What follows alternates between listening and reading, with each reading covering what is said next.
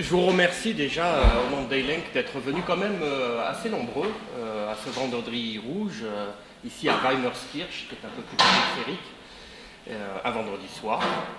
Et c'est le principe des vendredis rouges. Comme vous le savez, nous organisons les vendredis rouges depuis un certain temps à Daylink, depuis quelques années. Ce sont en principe des petites conférences où on invite des gens qui connaissent une certaine matière, qui ont travaillé dans un certain domaine pour en parler. On n'est pas forcément obligé d'être membre de Daylink, loin de là. Bon, ce soir, Murray Smith est membre de Daylink en effet. Et voilà, donc le principe, c'est nous invitons une personne qui fait un petit exposé de 3/4 d'heure environ, et ensuite on a également encore la possibilité, jusqu'à 9 heures au plus tard, de discuter, vous pourrez poser vos questions, faire vos commentaires, etc. Voilà, et si vous voudrez le revoir, nous sommes en train de l'enregistrer, ce sera également mis en ligne. Voilà, donc ce soir, bon, vous êtes venus assez nombreux tout en sachant pour quelle raison, quel est le sujet qui vous intéresse beaucoup, les relations entre l'Union européenne et l'Afrique.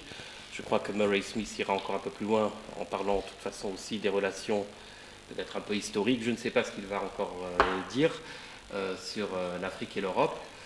Murray Smith, pour ceux qui ne le connaîtraient pas, est donc membre de Daylink et depuis un certain temps déjà aussi s'occupe des relations internationales de Daylink.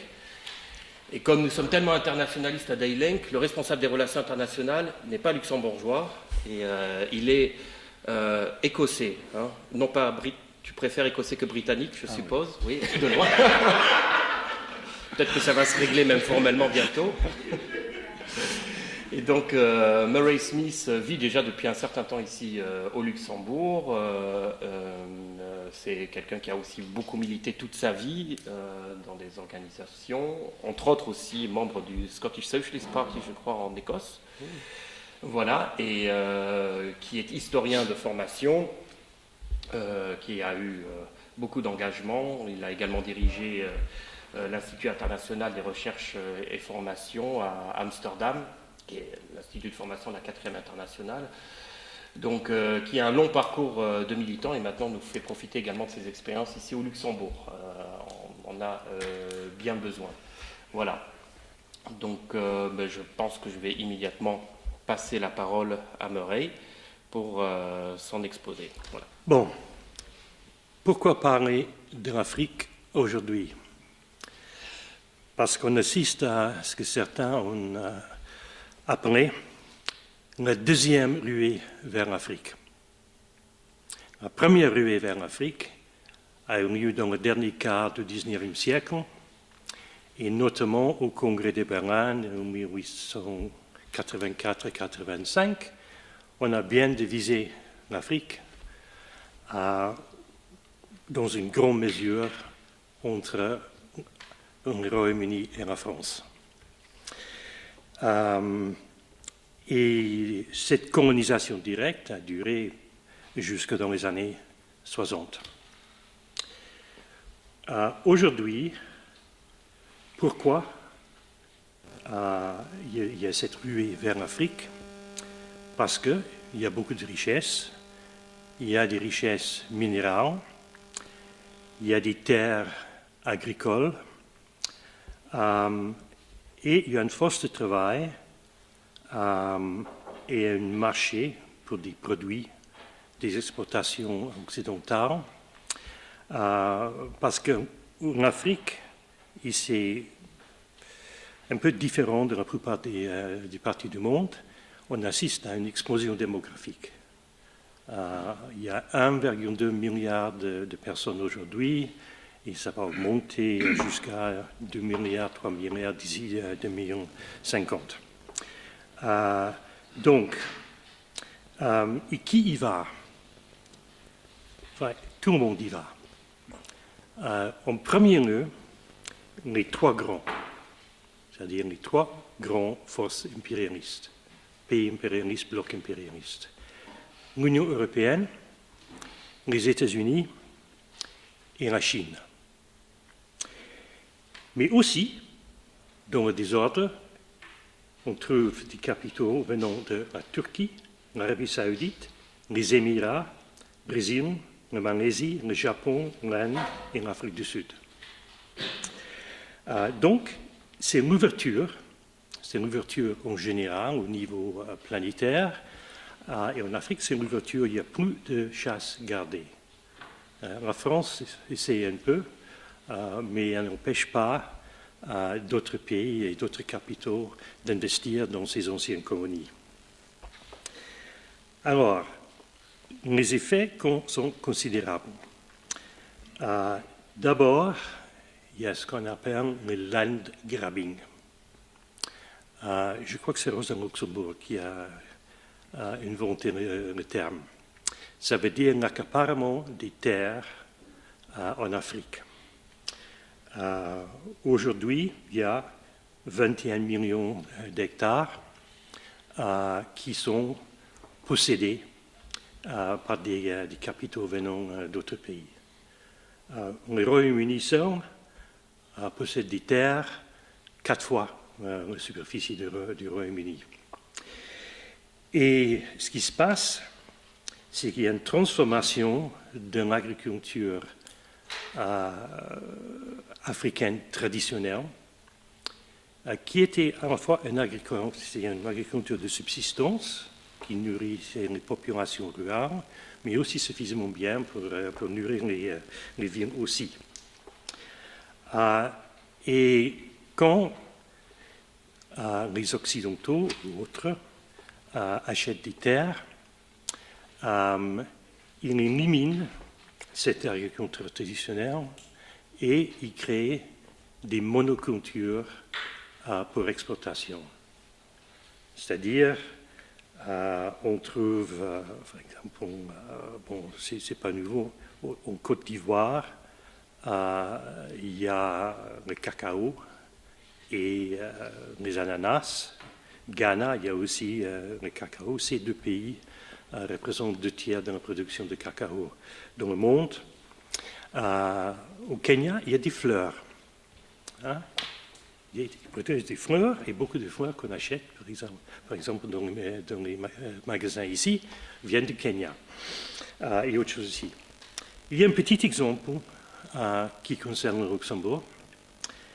Il y a une société qui s'appelle Socfin, qui est possédée à 38% par le groupe Bolloré, groupe français, et par un entrepreneur belge.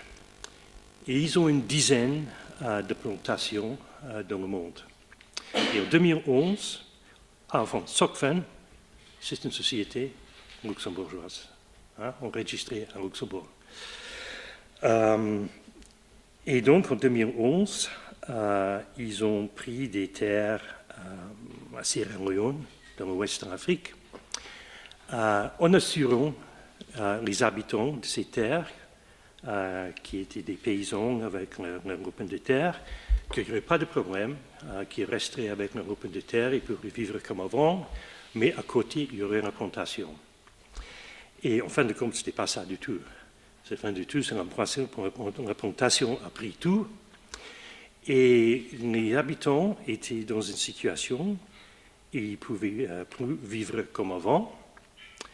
Donc, ils sont passés de la paysannerie au précariat, en passant par le prolétariat. C'est-à-dire, ils se trouvent dans une situation où ils peuvent travailler pendant 2 mois sur la plantation, et encore, pendant 3-4 mois, il n'y a rien.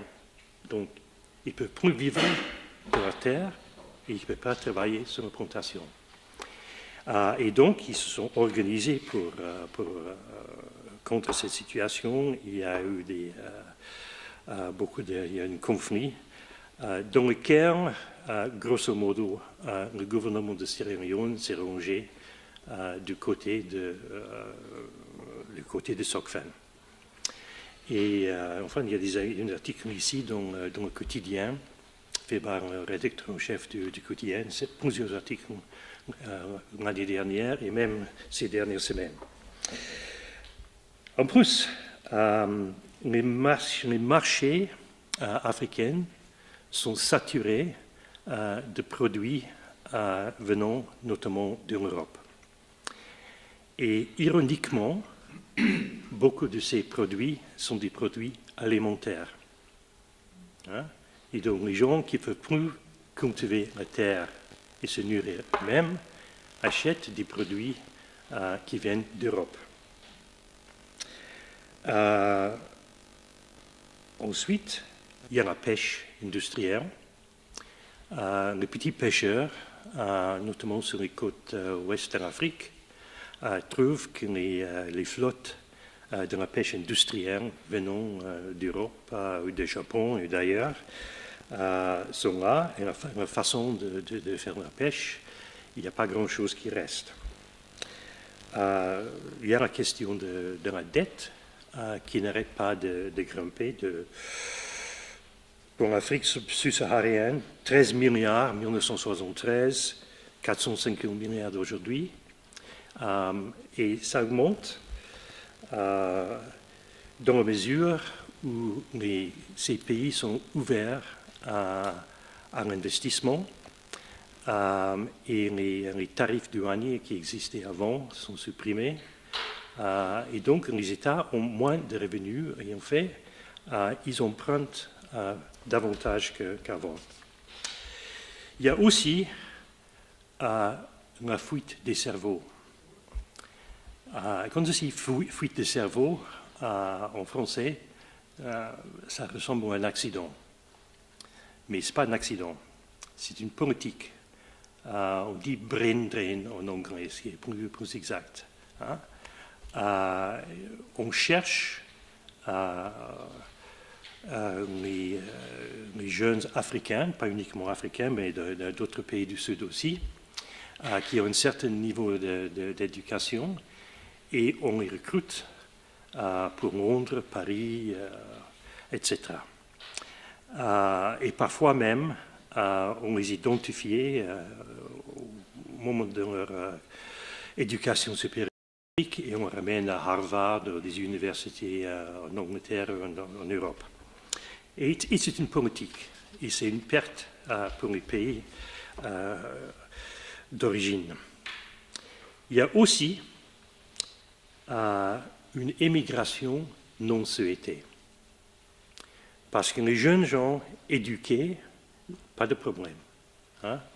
Ils obtiennent un visa sans problème, ils peuvent voyager aux États-Unis, à Londres, en Europe, partout. Il me semble clair maintenant que ce qu'on voit à la Méditerranée, les gens qui essaient de traverser la Méditerranée, à part ceux qui viennent de la Syrie, qui sont des réfugiés qui échappent à la guerre, ou ceux qui viennent d'Érythrée parce que c'est une dictature, ceux qui viennent de l'Afrique subsaharienne, ce sont des migrants économiques.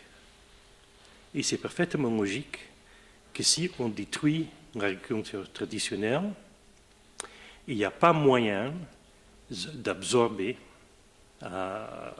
ces personnes dans l'économie du pays, ni dans l'industrie, qui est en général faible, ni dans les nouvelles plantations. Donc il y a un exode rural. Alors quand il y avait un exode rural en Europe, au moment de la révolution industrielle, une grande partie de ceux qui venaient des campagnes étaient absorbés dans les usines. Mais pas tout le monde. Il y avait aussi une émigration d'Europe vers un endroit, notamment les États-Unis, où il y avait un besoin d'une force de travail pendant des décennies. Mais il n'y a pas besoin. C'est même différent d'il y a 20 ou 30 ans. Moi, je me souviens, j'étais en France au moment où il y avait des mouvements des sans-papiers, des migrants illégaux sans-papiers. Et ils ont réussi plusieurs fois à faire une légalisation en masse et d'avoir des papiers. Je pense que ce serait beaucoup plus difficile aujourd'hui. Parce que depuis 2004, les pays riches d'Europe, c'est-à-dire Royaume-Uni, Allemagne, France, Benelux, etc., ont toute la force de travail dont ils ont besoin en Europe. Avec l'intégration des pays d'Europe centrale et orientale, on n'a pas besoin d'aller chercher, faire venir des travailleurs d'Afrique subsaharienne ou d'ailleurs. On a des Roumains, des Bulgares, des Polonais, des Tchèques. Et c'est pour ça qu'il y a les conditions d'arrivée en Europe sont beaucoup plus dures aujourd'hui qu'avant. Et c'est une des raisons pour la présence militaire en Afrique. Il y a beaucoup de militaires en Afrique qui viennent des États-Unis, qui viennent d'Europe, qui viennent des pays de l'OTAN, qui viennent d'ailleurs. Si on prend le Sahel, c'est un groupe de pays qui va de la Mauritanie, Mali, Burkina Faso, Niger, Tchad. Il y a tout un programme, à partir de 2011, l'Union européenne a développé une série de programmes pour cette région, pour aide à sa stabilité et son développement et tous ces mots-là. En effet, et évidemment, contre le terrorisme, les djihadistes. Alors, c'est vrai qu'il y a quelques djihadistes, notamment au Mali et Burkina Faso, et ils ont plutôt envie de stabiliser les régimes qui existent. Mais il y a quand même, au Mali aujourd'hui, c'est une mission des Nations Unies, mais il y a à peu près 13 000 soldats au Mali. Et c'est dirigé par l'ancienne puissance coloniale, la France. Et dans le reste de la Sahel, il y a 4 000 troupes françaises et des supplétifs des pays africains autour.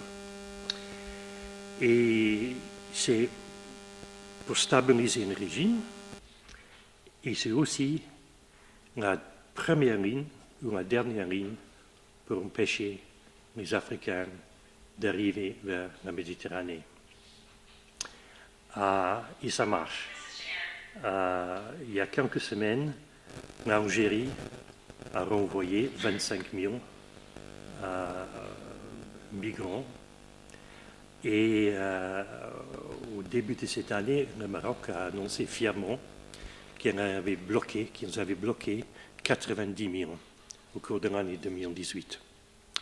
Et donc, si on arrive à Algérie, en Libye, au Maroc, on est renvoyé, mais l'intention, c'est qu'on n'arrive pas. Donc, les gens restent où ils sont. Et enfin, il y a, avant-dernière chose, il y a des flux d'argent d'Afrique. Si on prend l'année de 2015, parce qu'on a l'impression, on essaie de nous donner l'impression, en Europe surtout, que l'Europe dépense beaucoup d'argent pour aider les Africains, et les Africains sont tellement feignants, incompétents qu'ils ne savent pas quoi faire. Et c'est absolument pas vrai. Ça a été démontré par beaucoup de gens, y compris l'économiste français Thomas Piketty, que c'est ça, pas ça. En 2015, l'Afrique subsaharienne a reçu 162 milliards de dollars. Et on a retiré, les Américains, les Européens, les Chinois et d'autres, 203 milliards. Mais c'est pire que ça. Parce que si on regarde ce qui est vraiment l'aide, c'est-à-dire de l'argent qu'on donne, et c'est pas remboursé, c'est 19 milliards. Ça, il donne 19 milliards. Le reste, ce sont des prêts et aussi l'argent qui est renvoyé par les travailleurs migrants qui arrivent à s'installer en Europe ou en Amérique du Nord, par exemple. Et pour l'année 2015, l'Afrique a reçu 32 milliards de prêts et a remboursé 18 milliards pour les anciens prêts. Donc ce qui est donné, c'est vraiment absolument minime. Et ce qui est pris d'une manière ou d'une autre, directement, en termes de profits qui sont retirés, ou un peu plus tard pour les intérêts sur la dette. Et enfin, il y a des pillages des matières premières, c'est-à-dire les minéraux. Alors ça, c'est pas dans tous les pays. La question des terres agricoles est beaucoup plus importante dans la plupart des pays, mais dans certains pays. Notamment, avant tout, la République démocratique du Congo, où on estime à 24 000 milliards la valeur des minéraux qui restent dans la terre, la Zambie aussi, d'autres pays comme ça. Et une partie très importante de l'exploitation de ces ressources minières a lieu à partir de Londres. L'ONG britannique War on Want a fait une enquête et elle a découvert une centaine de sociétés qui sont enregistrées à la bourse de Londres, 101 sociétés exactement, qui possèdent au bas mot 1000 milliards de valeur en Afrique. Et c'est au bas mot parce que certaines de ces sociétés disent combien, certaines disent une partie et certaines disent rien du tout. Hein? Donc c'est vraiment une estimation très, très conservatrice. Et ces sociétés sont enregistrées, donc ils sont à la bourse de Londres, mais 25 sont dans des paradis fiscaux, Guernsey, Jersey, îles Caïman, îles Vierges britanniques, etc. Et ça pèse beaucoup dans l'exploitation des ressources minières. Alors, pourquoi l'Union européenne s'intéresse beaucoup à l'Afrique? Parce qu'on a peut-être l'impression que ce n'est pas très important. Qu'en fait, les États-Unis qui sont dominants, parce qu'ils sont toujours dominants. Et puis il y a la Chine qui monte, parce qu'en général, la Chine monte dans beaucoup de domaines. Si on regarde la période 2013-2016, et on regarde le stock d'investissement direct à l'étranger en Afrique, c'est-à-dire les investissements des sociétés qui prennent de la valeur d'Afrique. Tout en milliards de dollars. Les États-Unis, 52 milliards de dollars. Le Royaume-Uni, 51. La France, 48. La Chine, 48. Mais si on prend l'Union européenne, dans son ensemble, c'est 280 milliards. Alors ça, il faut dire une raison pour s'intéresser beaucoup de la part de l'Union européenne en Afrique. Mais il y a des choses un peu bizarres. Parce qu'on voit, les États-Unis, la Grande-Bretagne, la France, la Chine, et puis on voit que les Pays-Bas a pour 117 milliards. Alors, soit on croit que les Pays-Bas est plus fort que les États-Unis et que le Royaume-Uni, que la France, plus de 2 fois plus fort, soit il y a quelque chose qui se passe. Et quand on voit le Luxembourg, qui est dans le top 10, les 2 premiers, c'est 22 milliards qui viennent de Luxembourg. Alors, si on connaît même un peu la place financière luxembourgeoise, ce n'est pas de l'argent luxembourgeois. C'est de l'argent qui se trouve dans des fonds d'investissement, des banques, des institutions financières au Luxembourg, mais qui viennent d'un peu partout. Et je pense, c'est évidemment la même chose pour les Pays-Bas, et peut-être aussi un peu pour Londres, pas autant. Donc cet argent, il peut venir de Russie. Il y a des gens qui disent qu'il y a des Russes et des Chinois qui avaient de l'argent à Londres, qui ont transféré à Luxembourg, à Amsterdam. Voilà. Mais l'essentiel, ce n'est pas l'origine de cet argent.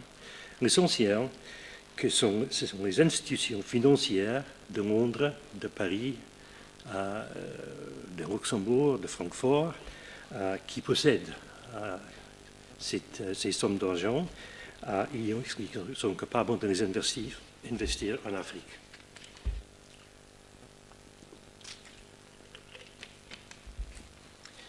Alors l'Union européenne agit en tant que telle en Afrique, à part les actions de, par exemple, la Grande-Bretagne et la France.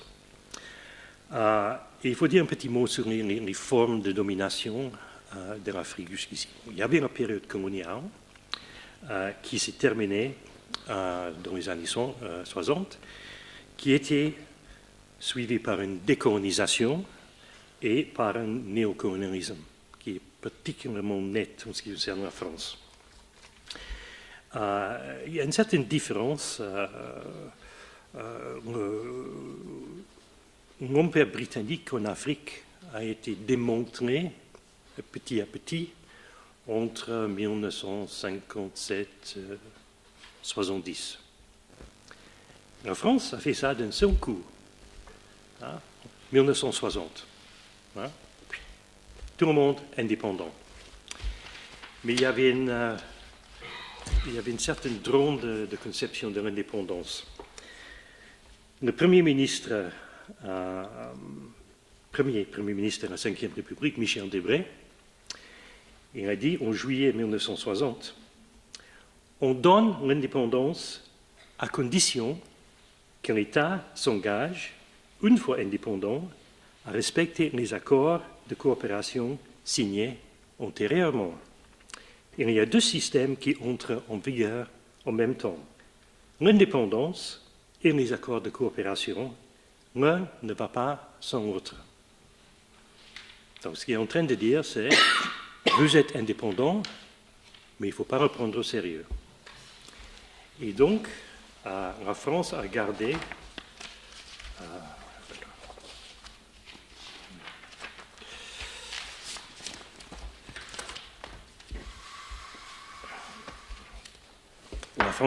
le contrôle sur ses anciennes colonies. Le seul qui a refusé d'accepter cet état des choses, c'était la Guinée. Et la France a coupé les vivres du jour au lendemain. Plus d'aide, les conseillers, les techniciens ont été retirés. Et heureusement, à l'époque, il y avait l'Union soviétique. La Guinée s'est tournée vers l'Union soviétique. Le Premier ministre de Togo, une des formes de domination de la France sur ses anciennes colonies, il y avait des accords militaires, il y avait des interventions militaires innombrables, et il y a le CFA. Il y a une monnaie de 14 pays, encore aujourd'hui, de 14 pays africains, qui étaient liés arrimés avant au franc français et maintenant à l'euro. Et ils sont obligés de garder une bonne partie de leurs réserves à la Banque de France. Et la Chine se plaint en ce moment parce que quand on veut conclure des accords avec ces pays, il faut passer par Paris et la Banque de France. Et ça continue jusqu'à aujourd'hui. Et sur le plan militaire, la France continue. Aujourd'hui, cette semaine, la France a bombardé avec des avions de chasse une colonne de véhicules qui se dirigeait vers le capitale du Tchad pour essayer de renverser Idriss Elbé, qui est le président depuis 29 ans et qui est soutenu par la France. Et donc, ils ont simplement bombardé les rebelles, comme ça. Et ça, donc, ça existe. Et comme la France joue un rôle important, surtout en Afrique de l'Ouest, mais ça se combine avec des méthodes, disons, plus modernes.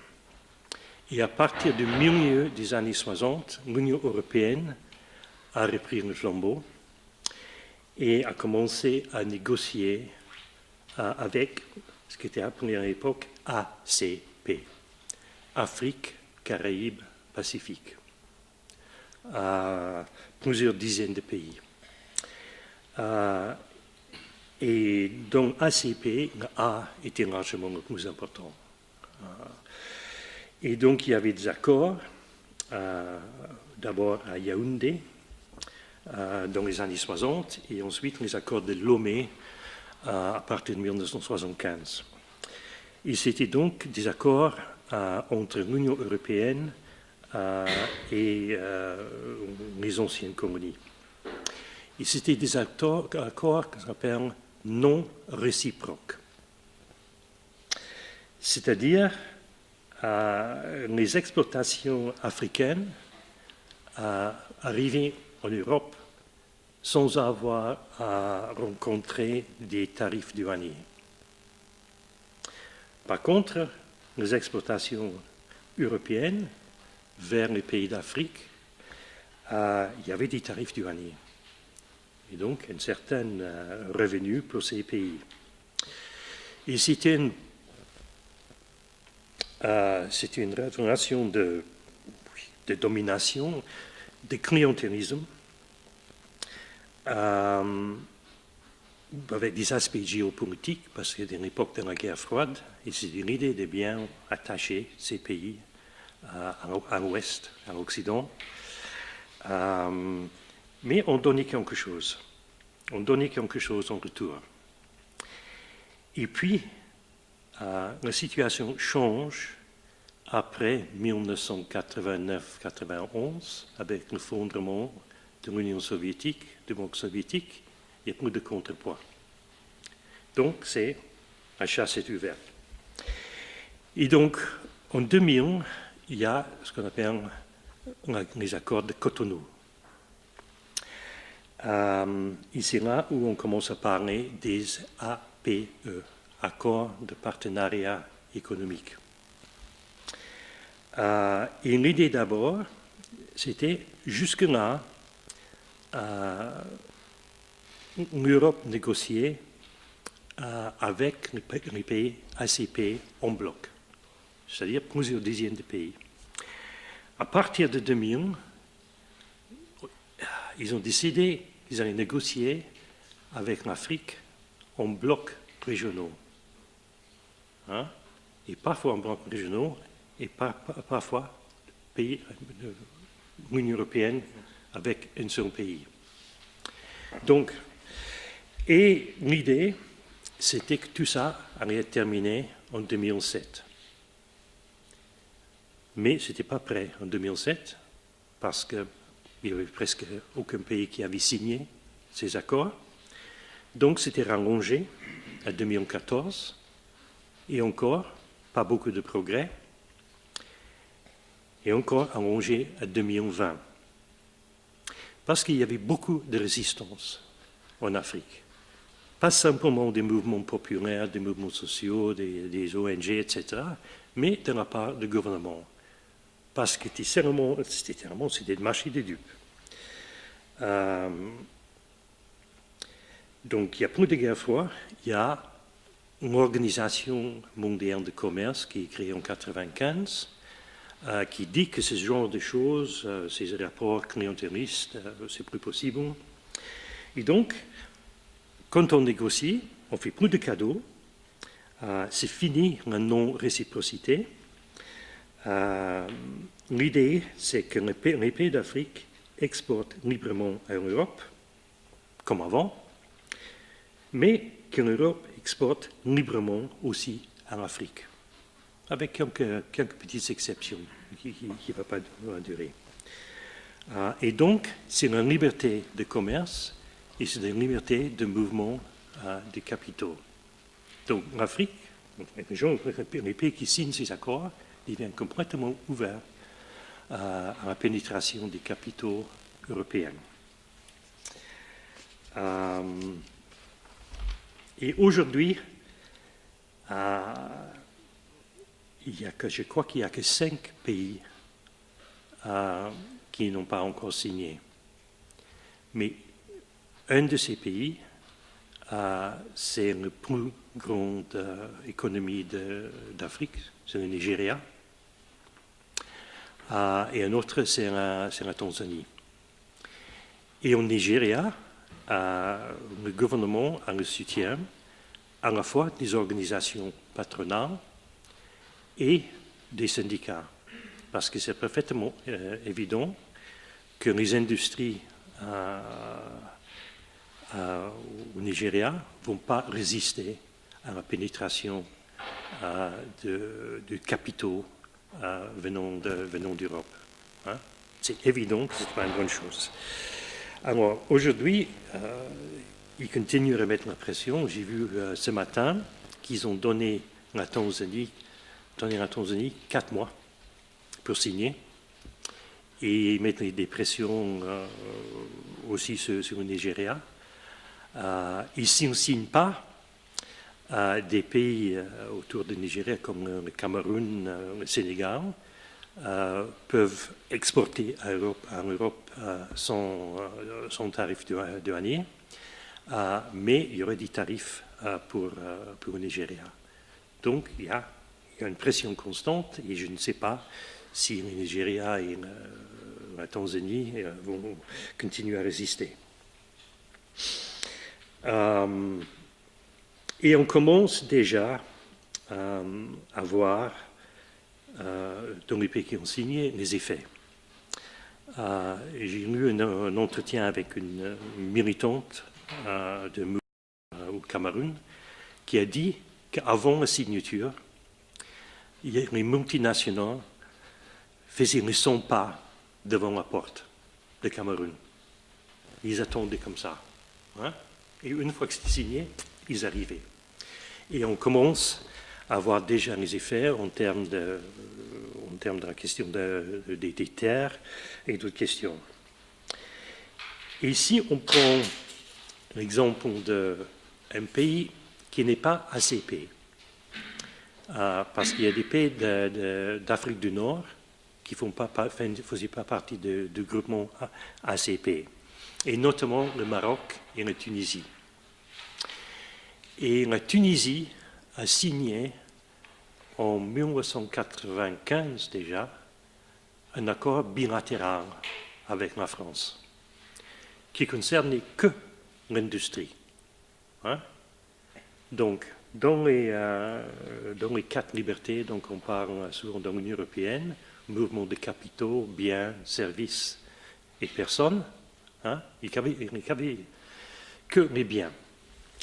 Et donc ça existe depuis 1995, et on estime que le nombre d'emplois qui ont été détruits dans l'industrie à 500 000, parce que l'industrie en Tunisie consistait de certaines usines, entreprises publiques qui ont été privatisées et de beaucoup de PME. Et une fois qu'ils commençaient à avoir la possibilité pour des capitaux européens à pénétrer en Tunisie, ils ont fait faillite à une échelle importante. Et quand on regarde l'économie tunisienne aujourd'hui, il y a beaucoup d'entreprises françaises, allemandes. Et en général, un certain nombre dans l'industrie automotive où en Tunisie, on travaille sur des pièces. Donc, il y a des matériaux qui arrivent, un peu travaillés d'Europe, qui arrivent en Tunisie. Ce n'est pas enregistré comme importation, parce que personne ne l'a acheté. Les ouvriers en Tunisie le travaillent, ils se repartent, ils se pas enregistré comme exportation, parce que personne ne l'a acheté. Et donc, ça retourne dans le pays d'origine, ou dans un paradis fiscal.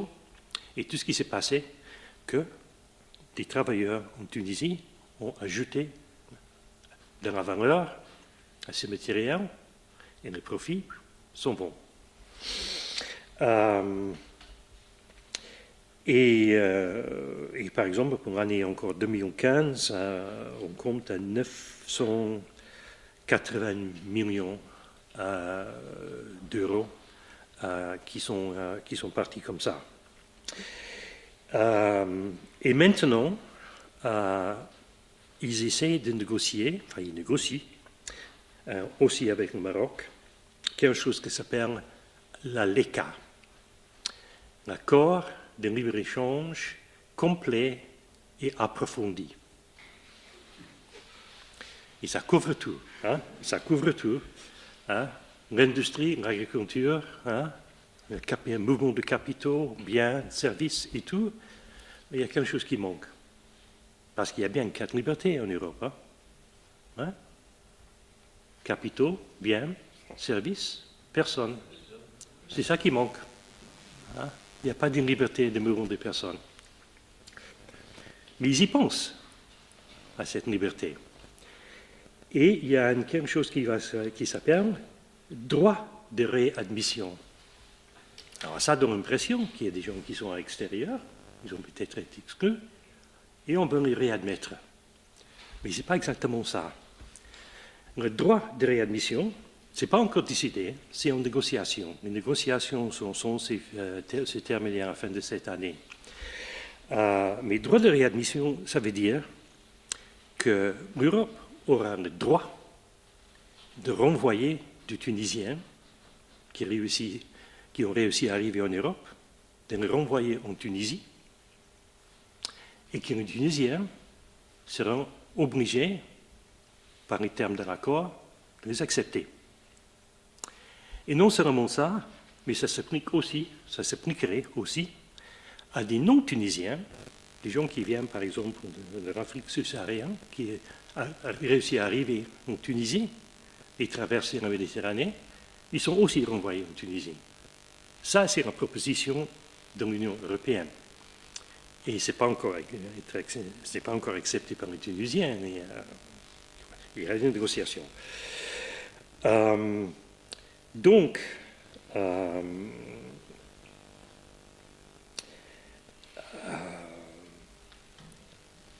la question des accords de partenariat économique et des ALEC avec le Maroc et la Tunisie,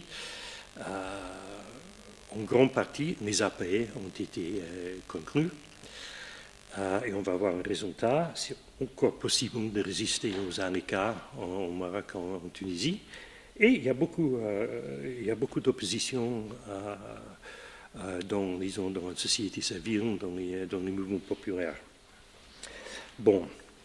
Il y a un autre projet, mais qui est un projet de l'Union africaine, c'est de créer une zone de libre-échange continentale du continent africain. Je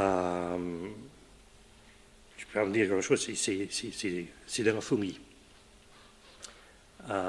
Parce que si c'était conclu, d'un côté, on mettrait ensemble un pays comme le Nigeria, qui a un certain niveau de développement économique, ou d'Afrique du Sud, et des pays comme Niger, Burkina Faso, etc. etc.